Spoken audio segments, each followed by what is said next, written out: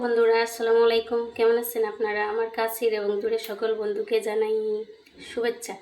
আমি প্রত্যেকদিনের মতো আজকেও আপনাদের সামনে একটা রেসিপি নিয়ে হাজির হয়েছি। আজকে আমি রান্না করছি রসুন কবুতর। রসুন কবুতর কীভাবে রান্না করলাম, কি কি দিলাম, কিভাবে টেস্টি করানো যায় সেগুলো আপনাদের সাথে আমি শেয়ার করব।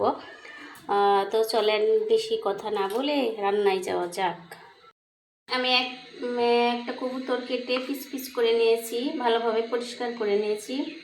এখন আমি ফ্রাই প্যানে তেল দিয়ে ফ্রাই প্যানটা গরম হয়ে গেছে, এবার তেল দিয়ে দিব। পরিমাণ মতো তেল দিব, এটা কবুতর নিব তার উপরে তেলের পরিমাণ। এখন আমি পেঁয়াজ কুচিগুলো দিব, এগুলো ভেজে নিব, ব্রাউন কালার করে নিব। দারুচিনি এলাচ এগুলোর সঙ্গে দিয়ে দিব, তাহলে সুন্দর ঘ্রাণটা বের হবে। একটা শুকনো মরিচ দিব সুন্দর একটা ফ্লেভার আসার জন্য।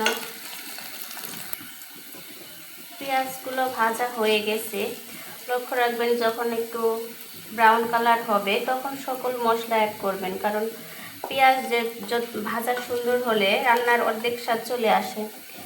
এখন আমি মশলাগুলো একে একে অ্যাড করব। 1 চা চামচ আদা দিয়ে দিচ্ছি, জিরা বাটা 1 চা চামচ, যেহেতু আমার একটা কবুতর।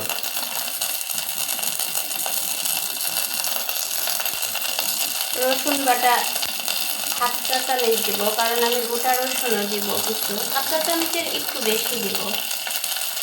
মরিচ বাটা মানে শুকনো মরিচগুলো আমি ব্লেন্ড করে নিয়েছি, আপনারা চাইলে গুঁড়া মরিচও দিতে পারেন। পরিমাণ মতো যে যেমন ঝাল খাবে সেই পরিমাণ মরিচ দিবে। ধনিয়া গুঁড়া 1 চা চামচ, হলুদের গুঁড়া 1 চা চামচ, লবণ পরিমাণ মতো। এখন আমি মশলাগুলোকে ভালোভাবে কষিয়ে নেব। মশলাগুলো আমার কষানো হয়ে গেছে, ভাজা ভাজা হয়ে গেছে। এবার আমার মাংসগুলো আমি দিয়ে দিব।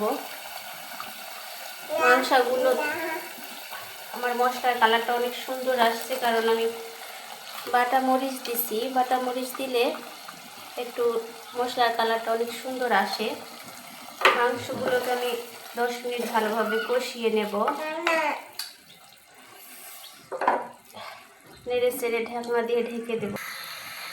মাংস থেকে পানি ছেড়ে গেছে, আমি এক্সট্রা কোনো পানি দেব না। এই পানিগুলো দিয়েই মাংসটা ভালোভাবে কষিয়ে নেব। আবার ঢাকনা দিয়ে ঢেকে দিলাম। মাংসগুলো থেকে তেল ছেড়ে গেছে, মানে আমার কষানো হয়েছে। এখন অল্প পরিমাণ কিছু পানি দেবো, যেহেতু আমার কষানোর মাঝে মাংস অর্ধেক সিদ্ধ হয়েছে। 1 কাপ পরিমাণ মতো পানি দিব, কষিয়ে ফেলব। ঝোল দিয়ে দিলাম, আর কষবো না। ঢাকনা দিয়ে ঢেকে একটু চুলার পাওয়ারটা একটু বাড়িয়ে দেব। 20 মিনিট মতো ফুটিয়ে। ঝোলগুলো অনেকটাই কমে গেছে। এবার আমি যে গোটা গোটা রসুনগুলো পিস পিস করে রাখা রসুনগুলো ওর মধ্যে দিয়ে দিব সিদ্ধ হওয়ার জন্য। 5 মিনিট আবার ফুটিয়ে নেব, ঝোলগুলো শুকিয়ে নেব। আমার রান্নাটা প্রায় শেষ। এখন আমি কাঁচামরিচ ফ্লেভার আসার জন্য দিব, আর কিছু বাদাম কুচি কুচি করে আপনার চাইলে ব্লেন্ড করেও দিতে পারেন, সুন্দর একটা ঘ্রাণ আসার জন্য।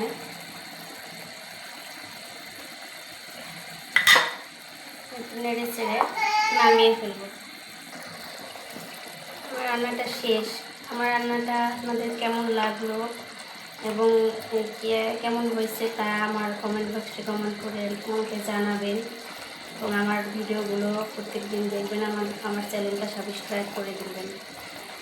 আবারও আগামী দিন কোনো একটা নতুন রান্না নিয়ে আপনাদের সামনে হাজির হব। আল্লাহ হাফেজ।